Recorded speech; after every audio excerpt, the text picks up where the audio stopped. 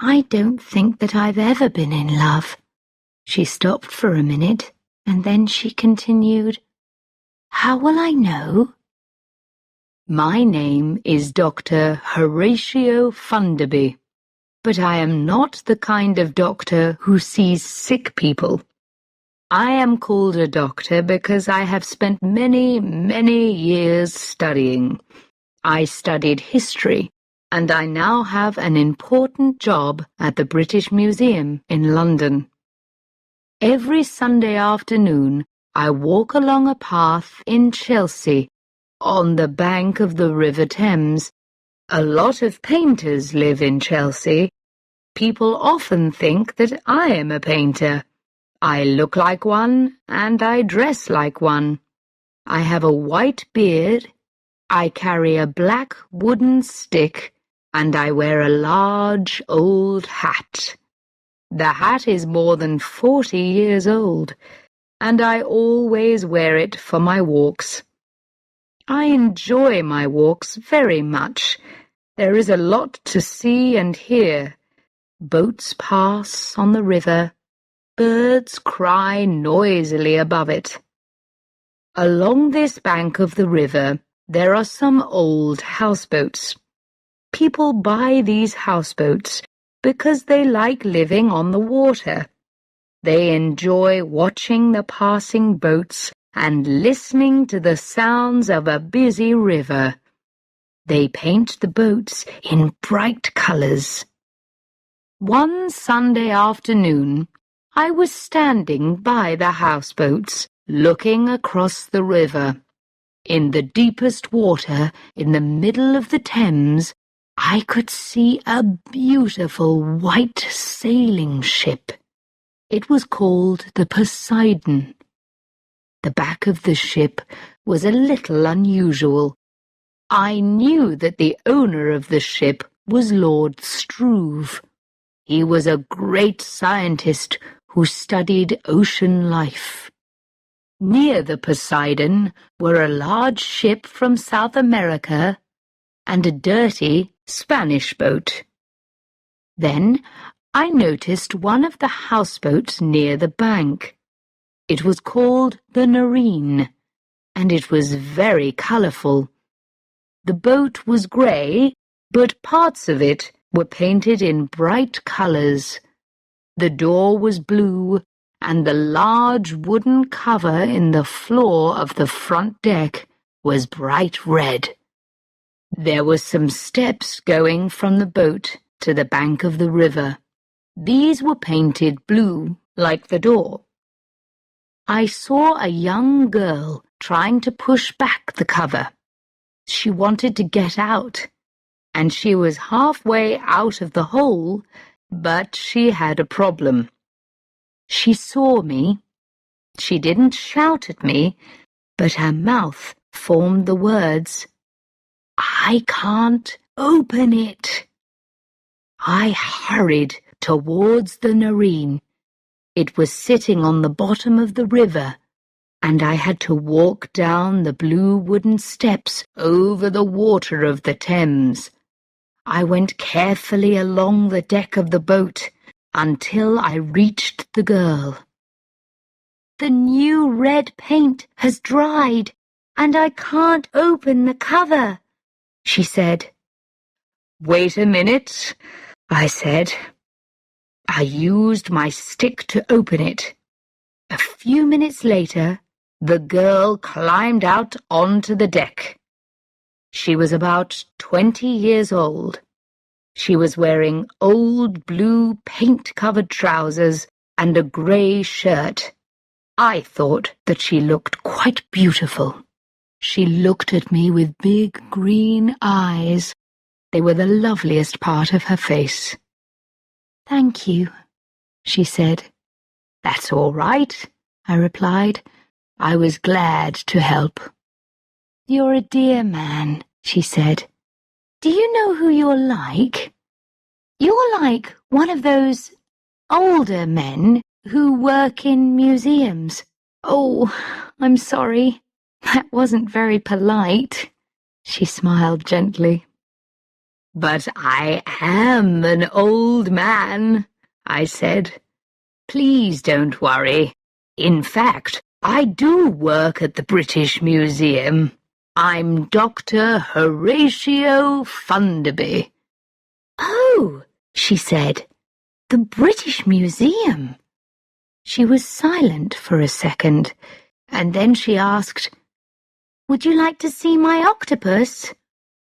Yes, I would, I said, smiling. She took me down through the blue door into a green room.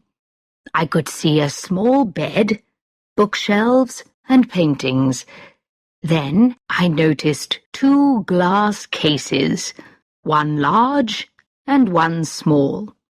In the small case were 2 fish, and in the large one was the octopus. Isn't it beautiful? She said. Sometimes I sit and look at it for hours. Does it have a name? I asked. Oh, I just call it octopus, she replied. And you? What's your name? I asked. After a minute, she said, My name's Thetis. Ah, I said, that's the name of one of the water people in the Greek stories of long ago. Thetis was the daughter of Nereus and Doris. They lived at the bottom of the sea. She pulled her ear thoughtfully. My real name's Alice, she said. I call myself Thetis because I'd like to live at the bottom of the ocean. When she said this, I could understand the reason for her green room. It was quite dark in the room. The only lights were the ones that lit the glass cases. The paintings on the wall were in blues and greens and showed fish and other underwater animals. I was sure that she was the painter. She was almost a water child herself, with her small nose, large eyes, and pretty short brown hair. Would you like me to sing for you? She asked. Oh, please do, I replied. My song's called The Silver Swans, she said. She sat down, closed her eyes, and sang in a sweet, gentle voice. How shall I know my true love? When will my true heart speak to me? Oh, when the silver swans come sailing, then I will know my true love. Then I will be with my true love, forever with my true love. It was a beautiful song, but I felt that there was a sadness behind the words. The words were wise and understanding, but I knew that the young girl in front of me was never in love. That was lovely, I said. Thetis opened her eyes. Thank you, she said. Who wrote it? I asked. I did, she said. It's mine. Do you often write songs? I asked, surprised. Only when they come into my head, she replied. Suddenly, she moved towards me. How will I know my true love? She asked seriously. How will I know when I'm really in love? How old are you, Thetis? I asked. I'm 21, she answered. Have you been in love? I said. No, she replied. I don't think that I've ever been in love. She stopped for a minute and then she continued. How will I know? Who will tell me when I am? You're so old and wise. Can't you help me?" She looked pale and unhappy. I thought carefully before I answered her questions. At last I replied, "When he's ill and ugly and you can still love him, then you can be sure." "When he is ill and ugly," she said to herself quietly. She sat there thinking. Then suddenly she remembered that I was there. "Oh, I'm sorry I'm being rude," she said. "Would you like some tea, Dr. Funderby?" "I'd love some, thank you," I replied. She disappeared for 2 or 3 minutes. I looked round the room again. At last she returned, carrying the tea things. She poured out the tea. As she lifted her cup to her mouth, she said again, "When he is ill and ugly." "Oh, thank you, Dr. Funderby." She smiled at me. We talked for about half an hour. She told me about her mother and father. They also lived in London. But she wanted to live alone on this houseboat. She loved it because it was on the water. She had an evening job, but she did not tell me what it was. Suddenly, I began to feel quite ill. I wasn't sure why, but before I could decide, Thetis asked, "Would you like to go out on deck?" There was not much room at the back of the boat, but it was enough for the 2 of us. Then I saw with surprise that there was water all round the boat now. 4 dirty white swans went past us. Their feathers were dirty with oil from the river, and their eyes looked very unfriendly. Thetis looked at them. I said, smiling, "Perhaps they're the silver swans in your song. Perhaps you're going to meet your true love." She only said, "These swans are a dirty grey silver." Then a small wooden boat came up to us. There was a tall, strong man in the boat. He looked about 35 years old. He was wearing a blue sailing shirt and dark blue trousers. He had black hair, a beard, and bright blue eyes. "Hello!" he shouted, and his white teeth shone against his dark beard. "Have you some cotton to mend my trousers? I caught them on a piece of wood." "Yes, of course," Thetis called back. "If you climb up here, I'll mend them for you." The sailor laughed. "I'll do it. I can't tell you where they're caught," he said. "Oh, I understand," Thetis said, smiling. Then she went to find the cotton. When she returned, she put it carefully in a piece of cloth. Then she threw the cloth into the boat. The sailor caught it. "Clever child," he said. "Thanks very much. I'll be quick." He moved the boat away and then tied it up next to another boat. We watched as he mended his trousers with his back towards us. While we stood there, a large boat went past. The Narines started to go up and down in the water. I suddenly felt very sick. Thetis saw my face. "Oh, you poor man," she cried. "I forget that moving boats sometimes make people ill. Come with me. I've got a bottle of medicine. It will soon make you better."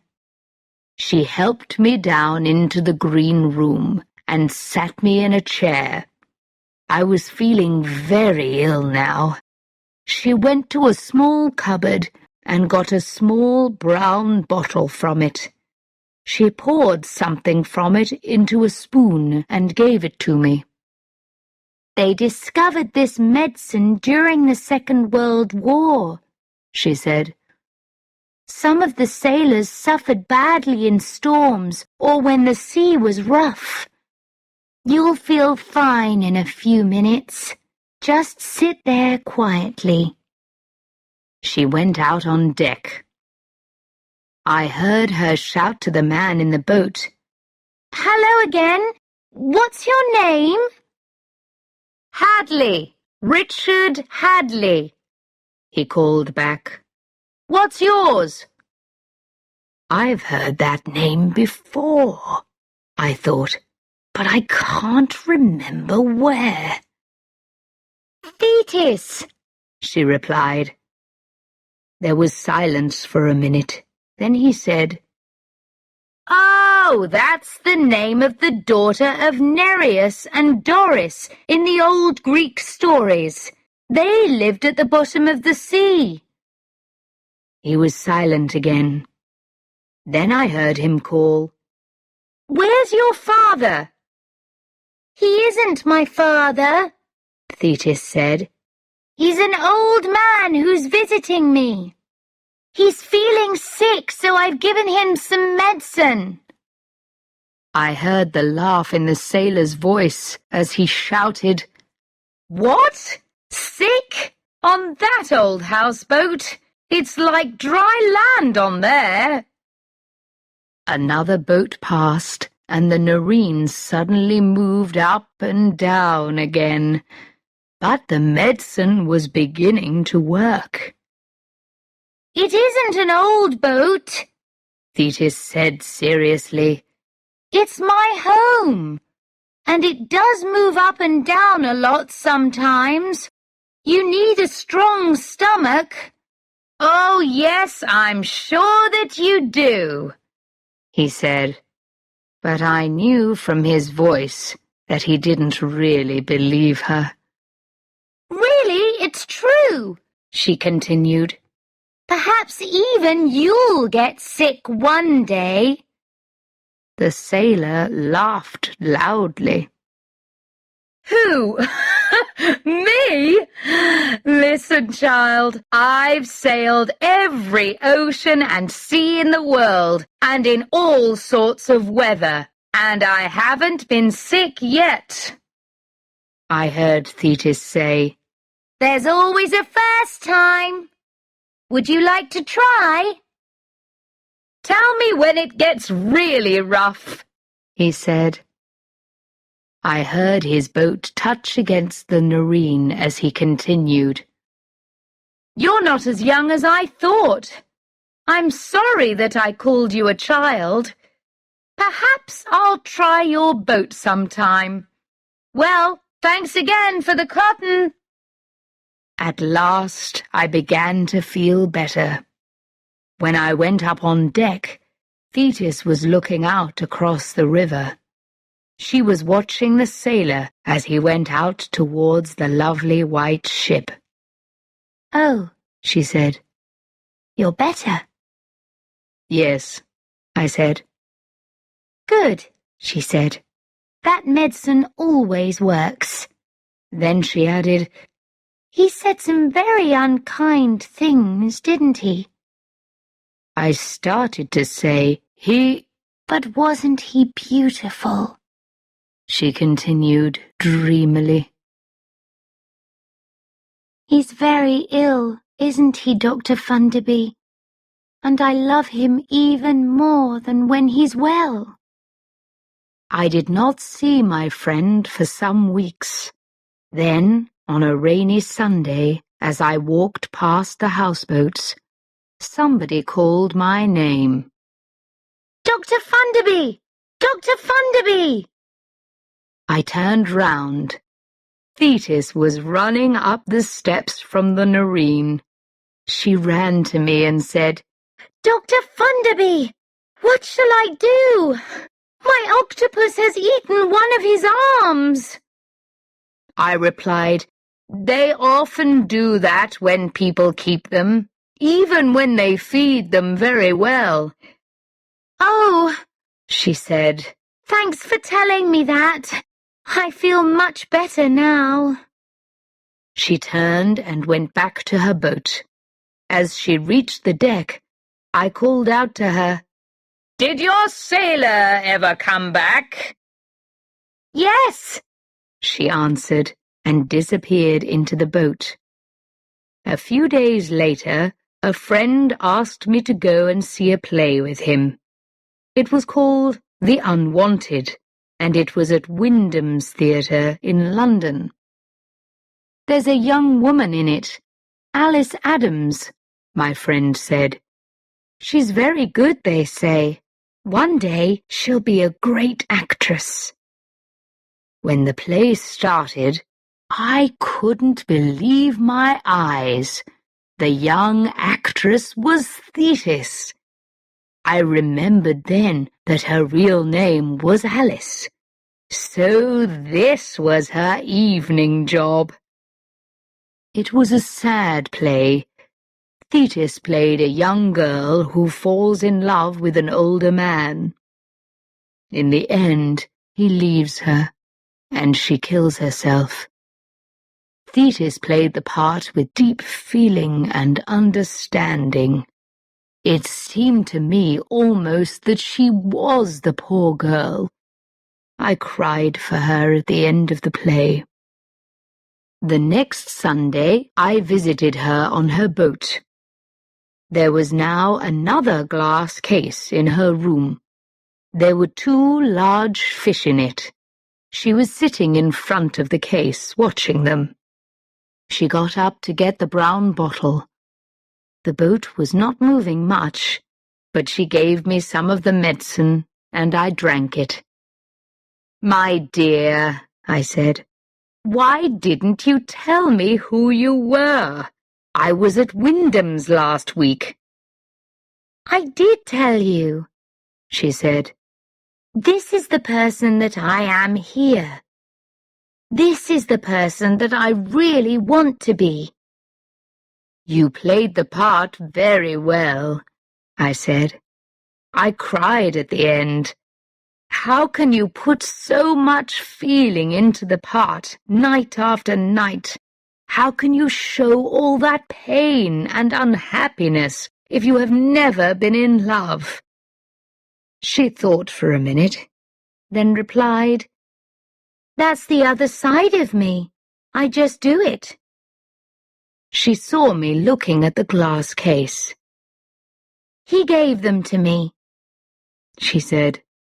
"The sailor?" I said. "Yes," she said. "Where did he get them?" I asked. "From the bottom of the river," she answered. "Did he? How?" I asked. "He went down and looked for them," she replied. "Now I remember who Richard Hadley is," I thought to myself. "Does she know? And will her heart break like the heart of the girl in the play?" "Is he in love with you?" I asked. "He laughs at me and says unkind things," she said.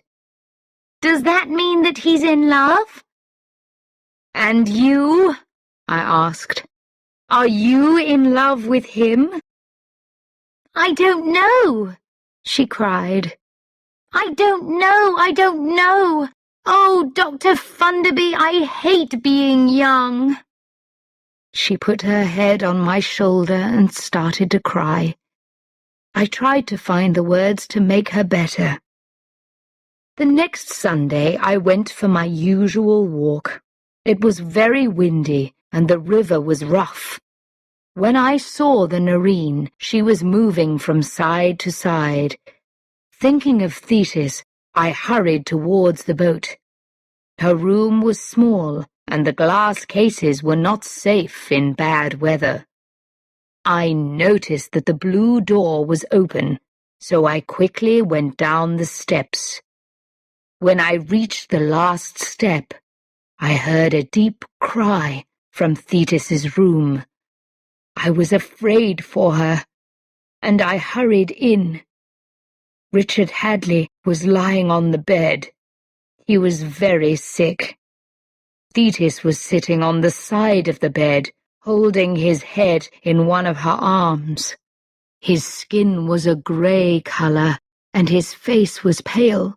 At first, I thought that he was dying. Then the boat moved suddenly. I understood then why he was like this. "Thetis!" I cried. "The medicine! Quickly! Where is it?" "Oh!" cried the unhappy man. "Go away, both of you, and leave me to die alone."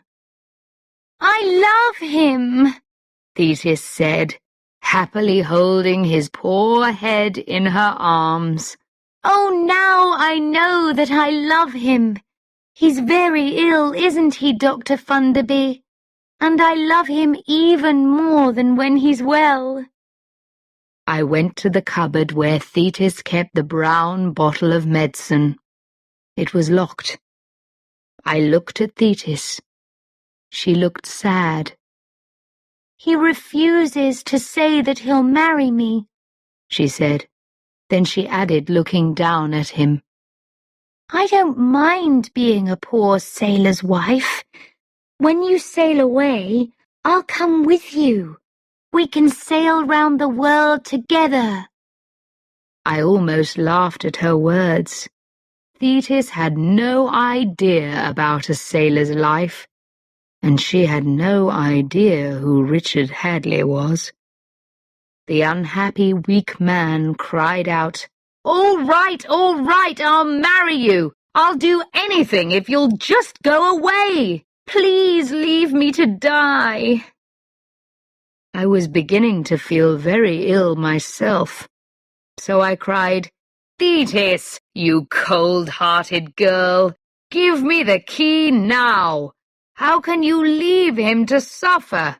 How can you do this to the man that you love?" She untied a piece of blue cloth from around her neck. The key was on it. She looked at the floor as she gave it to me. I knew that she was sorry now. As I opened the cupboard, I heard her say quietly, "He sailed on every ocean and sea, in all sorts of weather." I took some of the medicine, then I gave some to the great ocean scientist, Richard Hadley, Lord Struve. Thetis looked at me. "Will you come to our wedding, Dr. Funderby?" she asked. I was still feeling sick, and I was not happy with her, so I replied, "If he marries you after this suffering, he's crazy." Lord Struve probably suddenly felt better because he sat up. He said, "I'm glad that you said that, Dr. Funderby. Promises don't mean anything when they are made in ill health." "But you wanted to come onto the Nareen in this weather," she said sadly. The colour was returning to his face. "I came for a good reason. I love you, and I wanted to tell you that," he said. "So why didn't you tell me?" Thetis asked simply. For a minute, he did not know what to say. Then he said suddenly, "Because I felt ill. Now listen, Thetis. If you're going to marry me, you must know two things. You must know who I am. You must know what I do." "They don't matter," Thetis replied. "I love you." I was feeling better, so I said, "And you're acting?" Lord Struve looked at me in surprise. "Who's acting?" he asked. "This is Alice Adams," I cried. "She's been in the play The Unwanted at Wyndham's for the last 2 years." He looked at her. "This child?" he said. She is a child, isn't she? Thetis moved her head in a silent yes. But I said, she's England's best young actress, and she's 21. He stood up. Yes, he cried. I remember reading something a long time ago. I've just come back from the Galapagos, he continued. I haven't heard anything about England for nearly 2 years. Thetis jumped up and ran to him. Oh, please take me there, she said in an excited voice. All my life I've wanted to go to the Galapagos. Can sailors take their wives with them when they go? Lord Struve cried, I'm not a sailor, Thetis. I'm a... He stopped. He found it difficult to say. I'm a lord. He started again. I'm a kind of ocean scientist. I do a lot of my work underwater. But you're acting... Before he could finish, Thetis said, It doesn't matter. I never wanted to be an actress. I only do it for the money. I can buy octopuses and live on the Noreen. Do you know what a good octopus costs? Lord Struve held both her arms.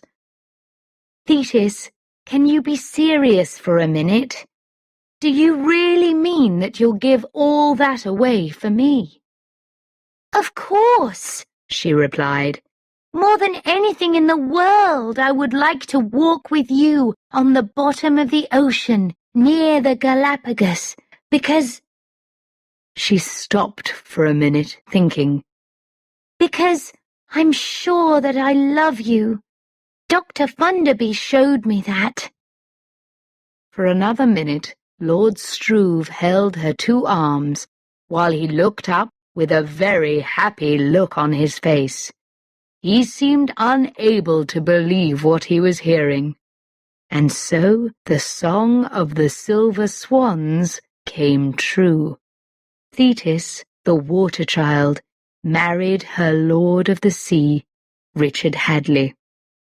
I still walk along by the River Thames, but I don't enjoy the walk as much as before. Lord Struve, his wife, and her octopus have gone away to a beautiful island in the Pacific Ocean. There they work together with the wonderful undersea plants and animals around them. A family have bought the Noreen, and they have painted her a dark brown colour. They have changed the name to the Nelson, after one of the greatest British sailors, Sir Horatio Nelson. I pass her every Sunday, and a washing line goes from the back of the boat to the front. It is filled with washing, the clothes of small children, and I think as I go past, do they have strong stomachs like Thetis, or did she give them the name of that wonderful medicine in the brown bottle?